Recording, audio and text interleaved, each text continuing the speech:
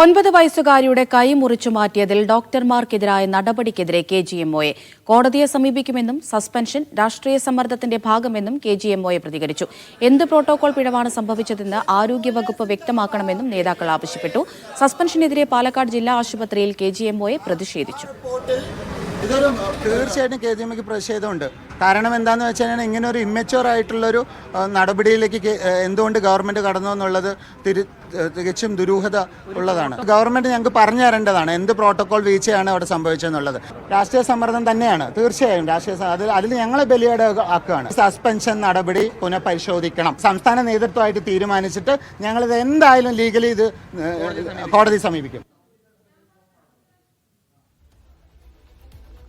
പാലക്കാട് 9 വയസ്സുകാരിയുടെ കൈ മുറിച്ചു മാറ്റിയതിൽ ഡോക്ടർമാർക്കെതിരായ നടപടിക്കെതിരെയാണ് KGMOയെ രംഗത്തെത്തിയത്. നമുക്കറിയാം, ഈ കുട്ടിയുടെ മാതാപിതാക്കൾ ജില്ലാ ആശുപത്രിക്കെതിരെ രംഗത്ത് വന്നൊരു സാഹചര്യം ഉണ്ടായിരുന്നു. ഇപ്പോൾ ഡോക്ടർമാർക്കെതിരെയുള്ള നടപടിക്കെതിരെയാണ് KGMOയെ പ്രതിഷേധിക്കുന്നത്. സാജിദ് അജ്മൽ ചേരുന്നുണ്ട് പാലക്കാട് നിന്ന്. സാജിദ്, വിവരങ്ങൾ.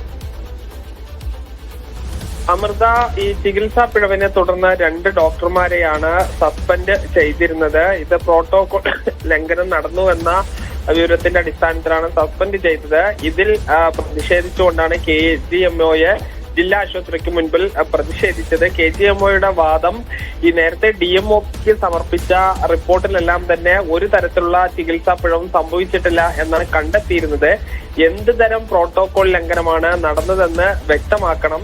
ഈ ഡോക്ടർമാരുടെ മനോവീര്യം തകർക്കുന്ന ഒരു നടപടിയാണ് സർക്കാർ ചെയ്തത്. ചില രാഷ്ട്രീയ ഈ സമ്മർദ്ദങ്ങളുടെ ഭാഗമായാണ് സർക്കാർ ഡോക്ടർമാർക്കെതിരെ അച്ചടക്ക നടപടി എടുത്തത്. ഡോക്ടർമാരെ ബലിയാടാക്കുന്ന നടപടി പിൻവലിക്കണം എന്നുകൂടി അവർ ആവശ്യപ്പെടുന്നു. എന്തായാലും ഇതിനെ നിയമപരമായി കൂടി നേരിടാനാണ് KGMO തീരുമാനിച്ചിട്ടുള്ളത്.